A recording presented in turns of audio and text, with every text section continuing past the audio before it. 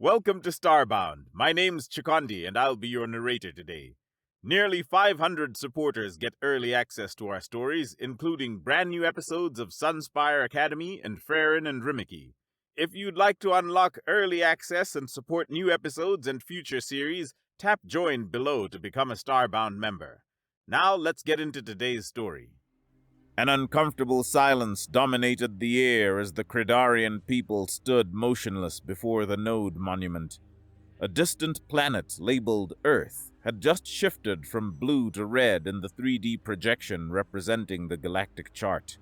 The only red dot in a vast sea of blue that symbolized the vastness of the all-powerful CBR Empire. As he watched this unprecedented development alongside his people in the town square, Frazix didn't dare to believe that some distant species called humans had just changed the CBR Empire, the Deathworld species that had ruled the galaxy for a millennium. The monument itself towered above them, a strange glowing spire that reached toward the stars it mapped.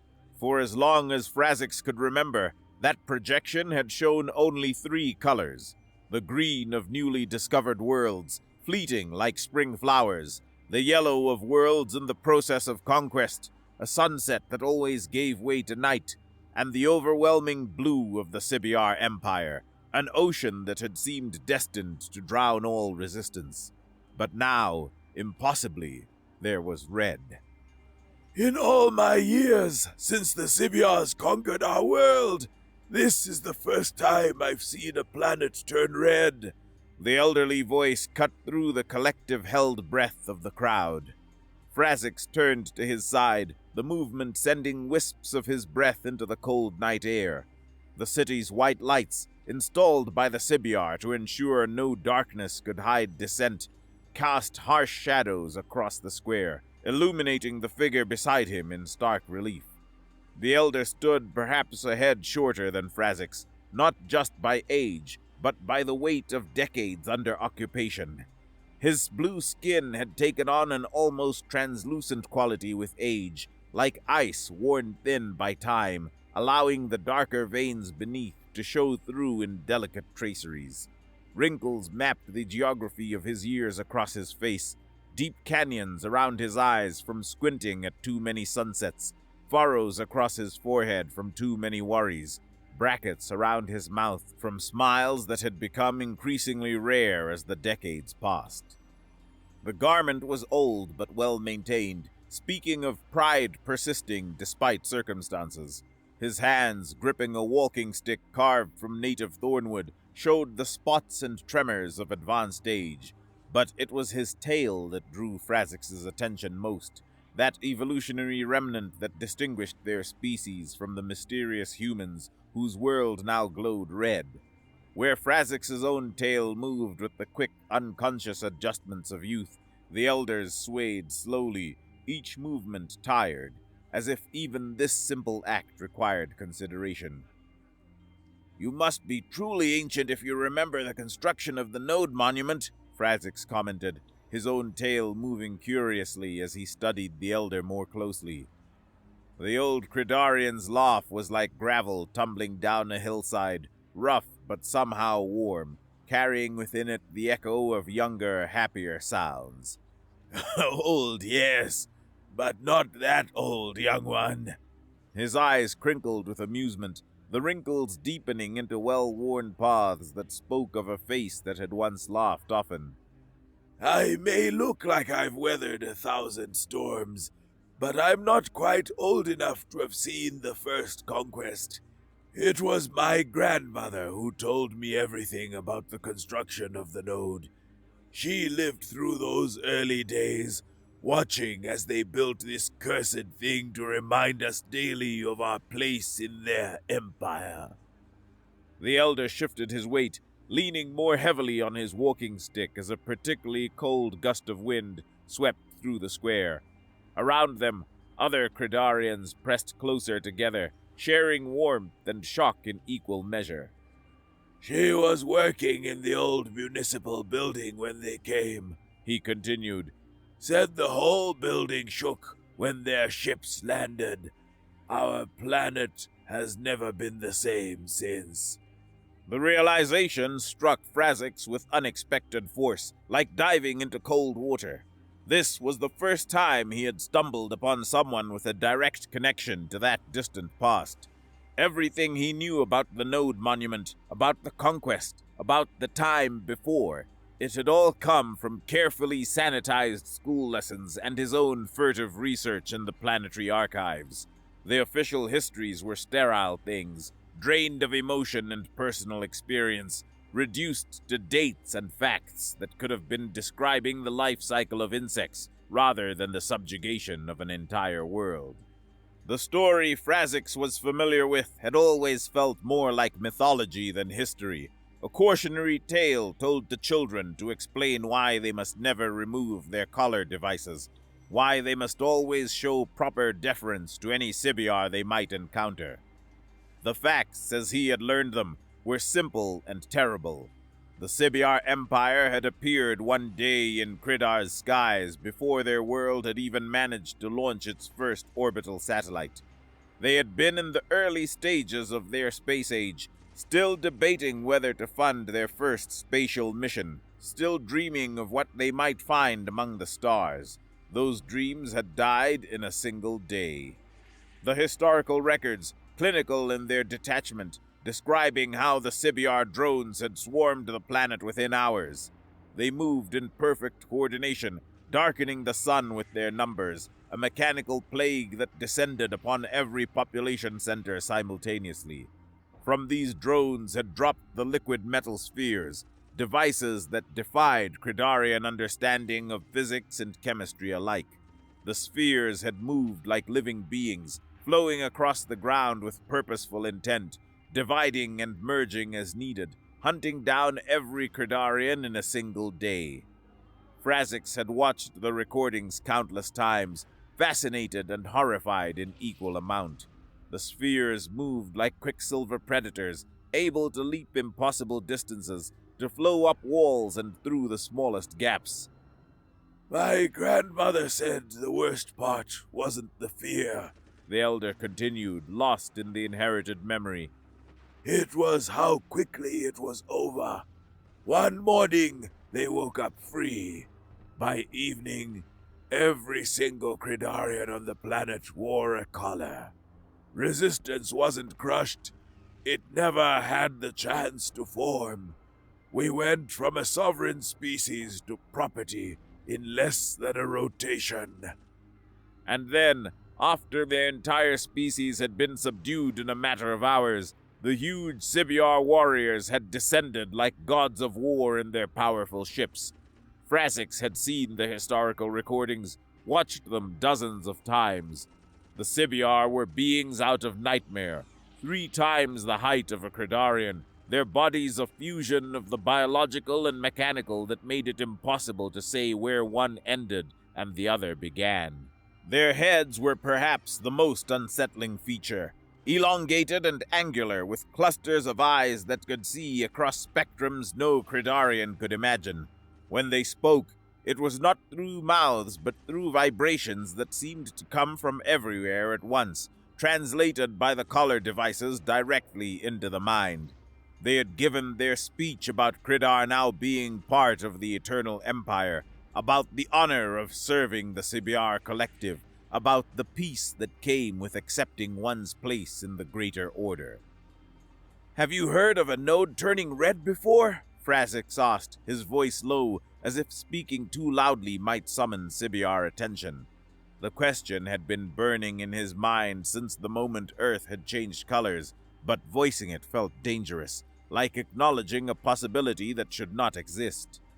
The elder's laugh this time was different, filled with a bitter satisfaction that had been fermenting for decades, waiting for just such a moment to be uncorked. I didn't even know a planet could turn that color, young one. He leaned heavily on his walking stick, his old eyes fixed on the red dot that seemed to shine with defiant life against the endless blue backdrop. In all my years, through all the stories passed down from my grandmother, Through all the whispered conversations in dark corners where we thought the Sibia couldn't hear, never once did anyone mention the possibility of red. He paused, his tail curling with an emotion Frazix couldn't quite identify, something between hope and hunger. It can only mean one thing. Those arrogant Sibia have finally failed a conquest. A remarkable species has managed to resist their so-called inevitable expansion. The elder's voice grew stronger as he spoke, as if the very act of saying these words aloud was lending him vitality. Think about it, young one. They built these monuments to show their power, to demonstrate that resistance was futile, by showing us in real time as world after world fell to their empire. But now their own tool shows their failure. He turned to face Frazix directly, and in the harsh white light, his eyes seemed to glow with an inner fire. At least, that's what I hope it means. What else could it be? They've never shown us a planet successfully resisting before, because it's never happened before. This red is something new, something they didn't plan for. Frazix felt his hearts, both primary and secondary, quicken their rhythm, the double beat that had evolved to help their ancestors survive the thin air of Kridar's mountains, now racing with excitement rather than exertion. He too hoped that someone, somewhere, had finally resisted. More than that, he hoped that the red dot would persist for many months, broadcasting to the rest of the galaxy that resistance was possible. The arrogance the Sibyar Empire had displayed in building these nodes, showing the state of their conquest in real time to cow their subjects, might at least this once display a picture that would wound their seemingly invincible ego. Perhaps their greatest tool of oppression would become a beacon of hope. Look at them, the elder said, gesturing with his walking stick at the crowd around them. When was the last time so many came out at night? When was the last time we gathered not because we were ordered to, but because we chose to? Frazix looked around and saw that the elder was right. The square was fuller than he had seen it in years outside of mandatory assemblies. Kridarians of all ages had left their homes, drawn by the impossible sight. Parents held young children on their shoulders, pointing at the red dot and whispering explanations. Groups of teenagers clustered together, their usual affected indifference replaced by naked curiosity. Even the very old, those who rarely ventured out after dark, had made the journey to see this impressive event. My grandmother used to tell me, the elder continued, his voice carrying the weight of inherited wisdom, that before the Sibyar came, this square was where we celebrated, where we came together as a people to mark the passages of our lives. The monuments to our own achievements stood here, the first flight, the cure for the wasting disease, the unification of the continents. The Sibyar tore them all down and put up their node instead, turning our place of celebration into a token of our defeat. He smiled then, an expression that transformed his weathered face. But look at us now. We are here by choice, together, witnessing something that might, just might, be worth celebrating again. That red dot, that tiny speck of color in all that blue, it's giving us back something I thought I'd never see again. What's that? Frazix asked, though he thought he already knew the answer. Hope, young one. It's giving us back hope. 3 months later, the cold had deepened into the kind of bone-chilling freeze that kept all but the most determined indoors. Yet the crowd gathered in the town square had swelled beyond anything Frazix had seen since that first night. They had left their warm homes again, drawn by news that spread through the city like wildfire despite the Sibyar's control of official communications. The impossible had become more impossible. A third planet had joined the Red Rebellion. Frazix pushed through the mass of blue bodies, their collective breath creating a fog that hung over the square like hope made manifest. The whispers he heard were electric with possibility. Some spoke of these humans as if they were mythical beings, weaving together the few facts known with wild speculation. "They must be giants," one Pridarian suggested. "Larger even than the Sibia to fight them so effectively." Another disagreed. "No, I heard they're small but numerous, overwhelming through sheer numbers like the Sanctus insects during migration season." A third voice chimed in. "Perhaps they have technology beyond even the Sibia. How else could they resist?"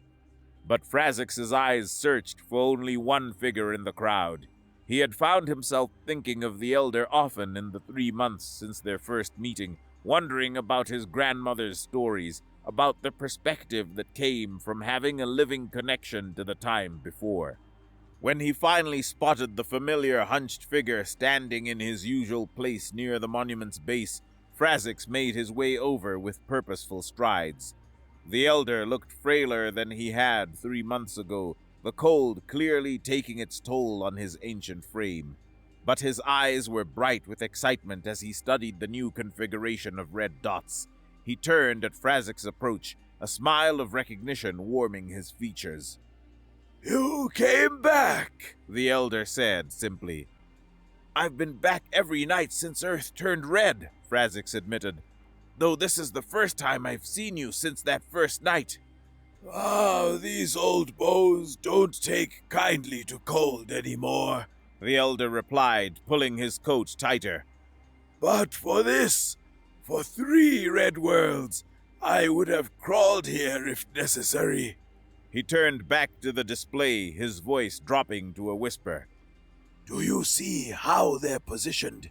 It's not random. There's intelligence behind this strategy." "Do you think the red will reach our planet?" Frazix asked without preamble, the question that had haunted his dreams finally given voice again. The elder turned, and Frazix could see recognition bloom in those ancient eyes, not just of his face, but of his hunger, his hope. "I don't know," he replied. "The galaxy is vast, and we are far from those 3 red points. It could take years, decades even, for the wave to reach us. If it ever does." He paused, studying Frazix with an intensity that seemed to peer into his soul. "But I hope to be alive to see if it does. My grandmother lived through our subjugation. It would be a fine symmetry if I could live to see our liberation." His laugh was self-deprecating. "Though, at my age, hoping to live through the week is optimistic enough." Around them, the crowd continued to grow as word spread through the city. The Sibyar had made no announcement about the new Red Worlds. They never acknowledged them publicly. But the Cridarian communication networks, those subtle connections that existed beneath official notice, had carried the news to every household. "Tell me," Frazix said, moving closer to the elder to be heard over the growing crowd. "What else did your grandmother say about the conquest, about the time before?" The elder's eyes took on a distant look. "She said we were on the verge of greatness. We were reaching for the stars with open hands, ready to take our place in what we thought would be a community of worlds." His voice turned bitter. "Instead, we found that the stars were already claimed, every single one. The Sibia had been expanding for centuries before they found us. We were just another green dot turning blue, barely worth their notice except as another confirmation of their supremacy." "But now there's red," Frazix said, trying to pull the elder back from the darkness of the past. "Yes," the elder agreed, his smile returning. "Now there's red." "A galaxy-wide rebellion," Frazix breathed, the scope of the possibility almost too large to comprehend. Though that's just a dream in my head, not reality. Why not? The elder challenged. The Sibia built their empire on the belief that they were inevitable, that their rule was as natural as gravity. But gravity can be overcome with enough force. These humans are proving that. As if to punctuate his words, a gasp ran through the crowd. A fourth world had just turned red, this one positioned to extend the pattern, suggesting expansion along deliberate vectors. The crowd erupted in excited chatter, and Frazix saw something he had never witnessed before.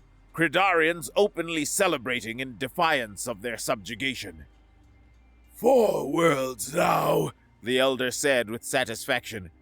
Grandma used to say that the Sibia's greatest weapon wasn't their technology or their strength. It was the despair they instilled, the belief that resistance was impossible. But now, he gestured at the red dots with his walking stick. Now, their own tool shows that their greatest weapon is breaking. 1 year after the first red dot had appeared, the node monument had transformed into something the Sibiar had never intended it to be. A map of hope, a chart of possibility, a beacon of resistance. Dozens of red dots now punctuated the display, still less than 1% of all planets, but their presence transformed the entire context of the projection. What had been a monotonous sea of blue showing the Sibiar's complete dominion was now a battlefield, with an obvious front line where worlds changed between red and blue in real time. Frazix had made the journey to the square through empty streets, the excitement of those early months having given way to a different kind of attention. The crowds no longer gathered nightly. The extraordinary had indeed become ordinary, as the elder had predicted. But a dedicated corps of watchers maintained their vigil. He found the elder easily in the thin gathering, his familiar figure now a fixture of these observations. 47 red worlds as of tonight, the elder announced as Frazix approached. I've been keeping count. They stood together in comfortable silence for a moment, watching the display. The front lines of the conflict were dynamic now, some planets flickering between red and blue as control shifted, others holding steady in their defiance. The pattern of expansion was clearer with more data points. The humans were methodical, securing sectors before moving on, creating supply lines and defensive positions. It was the strategy of a species that understood war, that had perhaps been forged by it. People don't leave their houses at night anymore just to see the red dots, Frazix commented, gesturing at the sparse crowd. The extraordinary has become ordinary, the elder replied with a philosophical shrug that had become familiar over their months of shared observation. But that doesn't make it less significant. If anything, it proves that resistance has become an accepted part of reality, rather than an impossible dream. I believe that the most powerful changes are the ones that become so normal you forgot they were once revolutionary. Do you think the red expansion will reach our planet? Frazix asked. It had become almost a ritual between them, this question and whatever answer the elder might provide. The elder's laugh was drier now, like autumn leaves rustling in the wind. His health had declined noticeably over the year, but his spirit seemed to burn brighter with each red world added to the display. Maybe it will, but it would still take some time. The front lines are still thousands of light years away. At their current rate of expansion, he performed quick calculations, a sharpness in his mind that belied his physical frailty. Perhaps 5 years, perhaps 10, perhaps never, if the Sibia find a way to stop them. He paused, his tail swishing thoughtfully, a gesture Frazix had learned meant he was about to say something important. Oh, I wonder whether the humans would simply show up one day and replace our restraining necklaces with ones of their own. We know nothing of their intentions beyond their ability to fight. They could be liberators or simply conquerors of a different sort. No, Frazik said, his voice firm with the conviction of youth and desperate hope. The very suggestion offended something deep within him. I think they represent true resistance. I'll join them when they get here. I'll fight. The elder laughed again, but this time it carried a wistfulness that spoke of dreams deferred by age, of a spirit willing but trapped in failing flesh. I would do that too if I wasn't so old. These bones have seen too many winters to take up arms now. I can barely make the walk to the square anymore. He shifted his weight on his walking stick, looking up at the display with eyes that had witnessed a lifetime of subjugation, but now saw the possibility of something else. The most I can hope for now is to live long enough to see the day our planet becomes a red dot. You will see it, Frazik said with a confidence he didn't entirely feel. And when that day comes, you'll be here in this square to witness it, just as you witnessed the first Red World. I hope so, the elder said. Though sometimes I wonder if the Sibyar will keep showing their own defeats in the monument. As if the universe had been listening to their conversation, as if fate had a sense of dramatic timing, the node monument suddenly went dark. The holographic display that had been a constant presence for generations, that had shown the state of the galaxy every hour of every day since its construction, simply ceased to exist. The structure of the spire still stood, but without its projection, it was just a tower of alien tech, inert and purposeless. The small crowd erupted in shocked voices, some crying out in displeasure, others in fear that this meant the humans had been defeated, that the Red Rebellion had been crushed. The display! What's happening? Have the humans lost? Can they do that? But the elder raised his walking stick, commanding attention with the natural authority of age and wisdom. Despite his frailty, his voice carried across the square with surprising strength. This is a good thing, he announced, and the crowd turned to him, desperate for explanation, for hope. Don't you see? The Sibyar have turned off their grand display because they fear what it shows. They fear the spread of the sentiment that resistance is possible.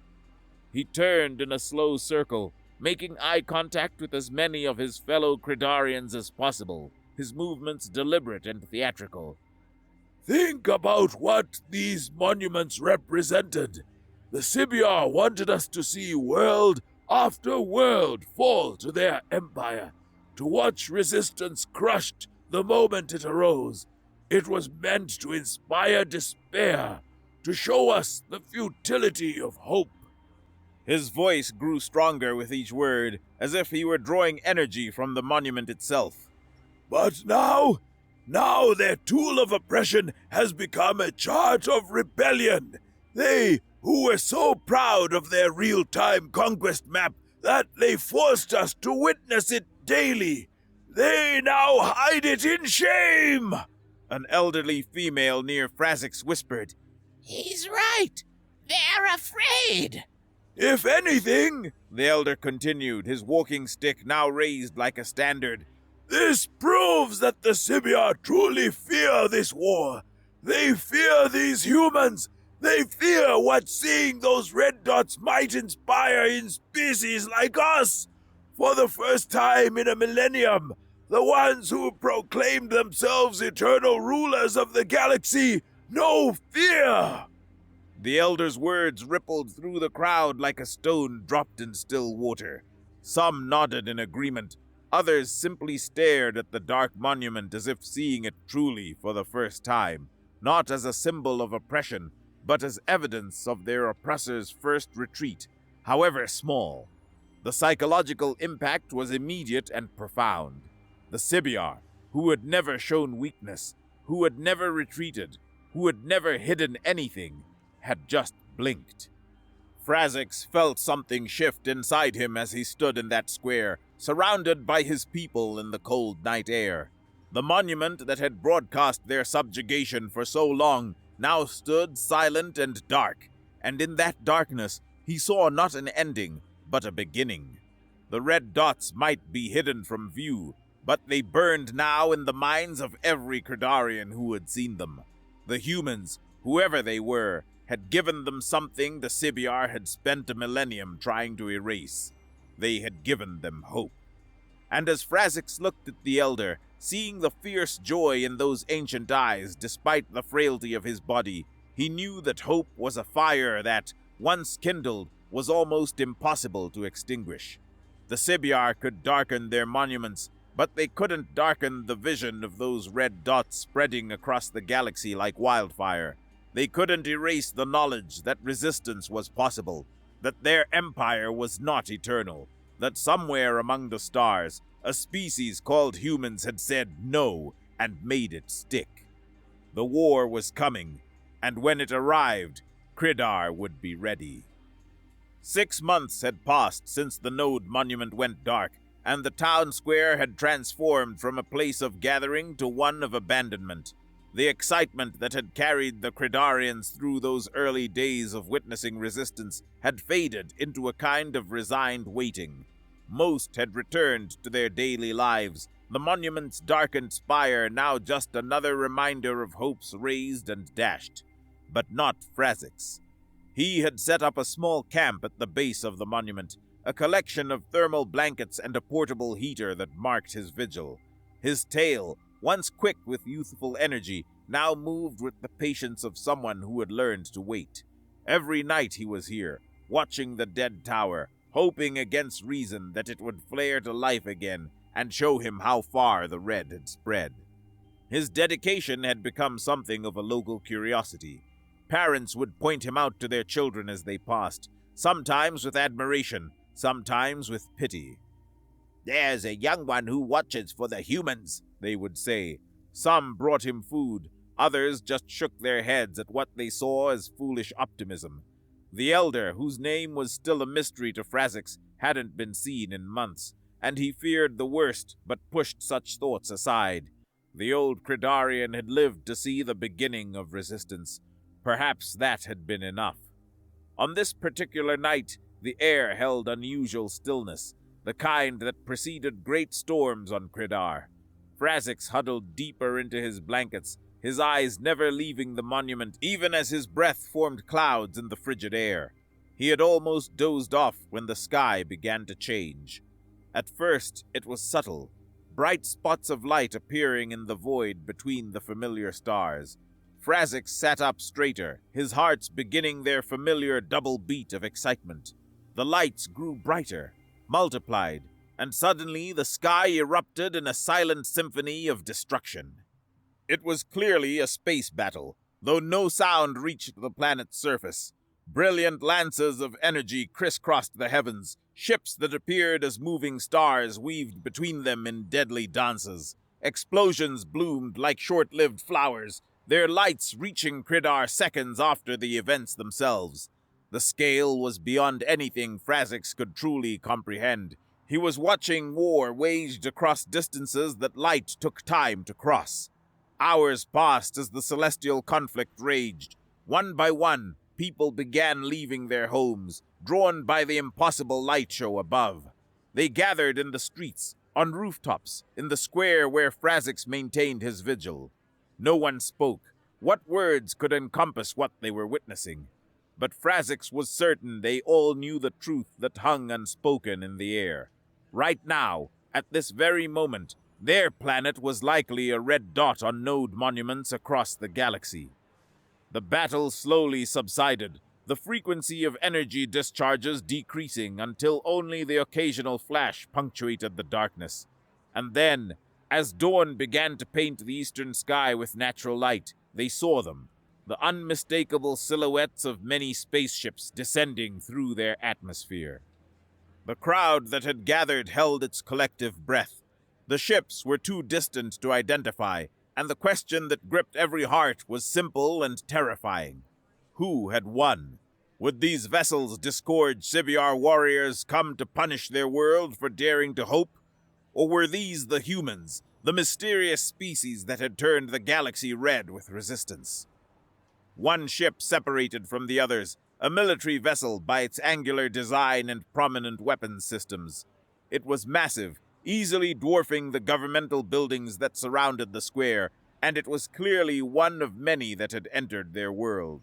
The ship descended with surprising grace for something so large, coming to hover directly above the town square, its bulk blotting out the morning sun and casting the crowd in shadow. The coexistence of worry and hope in the crowd was obvious. Some Credarians pressed together for comfort, others stood alone with tails wrapped tightly around themselves, a gesture of self-soothing as old as their species.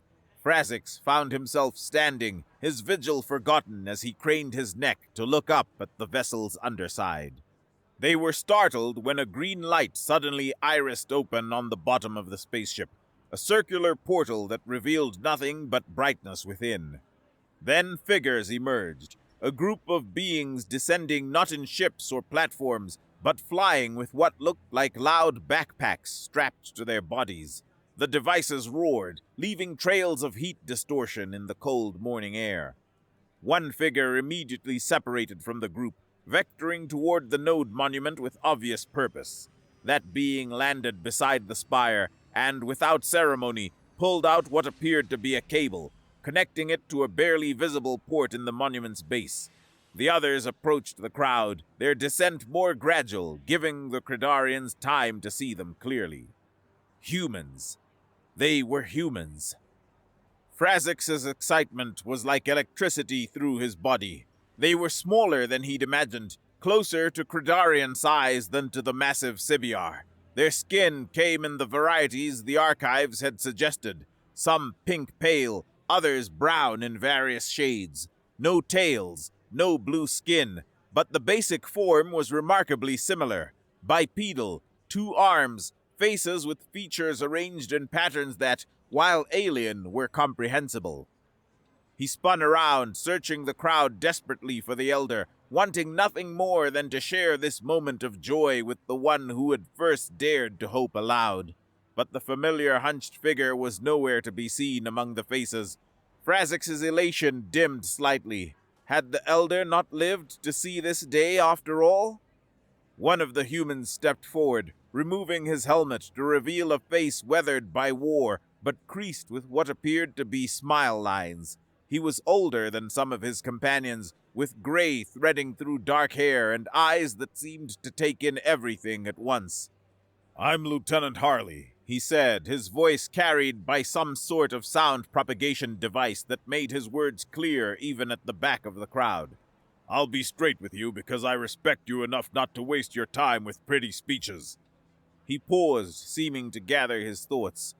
"The Sibyar Empire attacked Earth 3 years ago. They expected another easy conquest, another world to add to their collection. But they had spent so long being the apex predators of the galaxy that they'd forgotten how to fight against equals. They'd forgotten that war is more than superior numbers and advanced technology." The human's expression grew fierce with remembered battles. "We've been losing ships in every engagement. The Sibyar still outnumber us 10 to 1. But we've been winning the battles. Each victory brought more species to our cause. Every liberated world added some tech, their desperation, their hope to our coalition. We now stand at 67 species united against the Empire." A voice from the crowd, trembling with emotion, called out, "What happens to us now?" Lieutenant Harley's face transformed with a smile that seemed to light up his entire being. Instead of answering directly, he pointed to the human working at the node monument. "Mike, your turn now." The other human, still connected to the monument by his cable, looked up and gave a thumbs-up gesture. "Got it!" he called back, and his fingers pressed a button in the device he was holding. Suddenly, the node monument blazed back to life, brighter than it had ever been. The holographic projection erupted from the crystal with such intensity that it was visible even in the morning sunlight. But it wasn't the brightness that made the crowd gasp. It was what the projection showed. Red. So much red. Where once the galaxy had been an ocean of blue with tiny spots of resistance, now it was a vast battlefield with red controlling entire areas. The blue of the Sibyar Empire had been reduced to less than a third of the galaxy, concentrated in defensive clusters. The red dots weren't dots anymore. They were vast territories, interconnected networks of liberated worlds. And then, in perfect synchronization, every single collar restraint device deactivated. The sensation was indescribable. Frazix's hand flew to his throat as the device that had been part of him for his entire life simply fell away, clattering to the ground with a sound that seemed impossibly loud in the shocked silence. All around him, thousands of similar sounds created a metallic rain as every Credarian was freed in an instant. "The Sibyar have been suppressing the news," Lieutenant Harley explained, his voice cutting through the beginning of what sounded like collective weeping. "They've been hiding the extent of their defeat, trying to maintain control through ignorance. But the war has turned. What started as desperate resistance has become inevitable victory." The shock of sudden freedom was overwhelming. Some Credarians fell to their knees, touching their bare necks in disbelief. Others embraced whoever was nearest, regardless of whether they knew them. A few stood frozen, as if movement might break the spell and return the collars to their throats. "It was hard at the beginning," Harley continued, his voice gentler now. "Earth lost 10% of our population in the first year. But we learned. We adapted. We found allies. Species who had been waiting centuries for someone to show them that resistance was possible. And now," he gestured to the projection, "now victory is basically a certainty. The Sibyar Empire is broken. We're just cleaning up the pieces." Frazix received this news with a complicated mixture of emotions. Hope, yes, overwhelming, intoxicating hope that filled his chest until he could barely breathe. But underneath it was a strange disappointment that he couldn't quite name. If victory was certain, if the war was all but won, then what use would the coalition have for him? He had dreamed for over a year of joining the fight, of being part of the resistance. Had he waited too long? Had his vigil been for nothing? "I'm here today," Lieutenant Harley said, "because your planet was one of the last to be liberated. The positioning wasn't strategic for either side, so you were left in the dark while the war raged around you. But we're here now with a specific purpose." He paused, scanning the crowd. "We've come to recruit a few soldiers for the final battle. The assault on the Sibyar homeworld itself. Now, tactically speaking, sending ground forces there is unnecessary. We could bomb them into submission from orbit. But the symbol of it, every species they ever conquered standing together on their world, showing them that their victims became their doom. That image will be a powerful tool for guiding the galaxy toward a peaceful future." The human's expression grew serious. "I need to be clear. Victory is certain, and the risks are relatively small. We've broken their fleet, dismantled their defenses. But I can't promise you won't face adversity. The Sibyar will fight hardest for their home. So I'm asking, are any of you willing to come with us, to be part of the final chapter of this war?" Confusion rippled through the crowd. Frazix understood their hesitation. The Credarians had no true leadership to make such a decision for them. The Sibyar had never allowed a centralized government, preferring to keep their subjects divided. And these humans were asking them to join the final battle without offering training, without preparation, with nothing but the clothes on their backs and the courage in their hearts. But as Frazix looked around at his people, freed but uncertain, hopeful but afraid, he realized this was exactly as it should be. No one would order them to fight. No one would make this choice for them. For the first time in centuries, a Credarian could choose their own path, based on nothing but their own desire. The realization swept through him like fire. Before he could second-guess himself, before fear could take hold, Frazix raised his hand high above his head. I'll go! He called out, his voice cracking slightly but growing stronger with each word. I'll be a soldier for my species! For all of us! Lieutenant Harley's eyes found him in the crowd, and surprise flickered across the human's features. Well, he said, a note of respect entering his voice. I honestly didn't expect anyone from this historically peaceful world to volunteer. Your people haven't known war in over 1,000 years. We haven't known freedom either, Frazix replied, stepping forward through the crowd that parted before him. Maybe it's time we learned about both. The human nodded slowly. What's your name, volunteer? Frazix. Well then, Frazix, welcome to the Coalition. Anyone else? A few other hands rose. Not many, maybe a dozen in total, but they rose. Young Cridarians mostly, those who, like Frazix, had been born into subjugation and dreamed of something more. Each volunteer was noted, recorded, and directed toward the waiting ship. 1 hour later, Frazix found himself inside a small human shuttle, his emotions a complex storm he couldn't begin to sort through. The vessel had begun its takeoff sequence, but the rear door remained open, giving him a lost view of his world. He was leaving everything he had ever known, heading toward a battle on a world he couldn't even imagine, as part of an army he didn't understand. Fear? Yes. Excitement? Absolutely. But also a strange sense of completion, as if his life had been a story waiting for this chapter.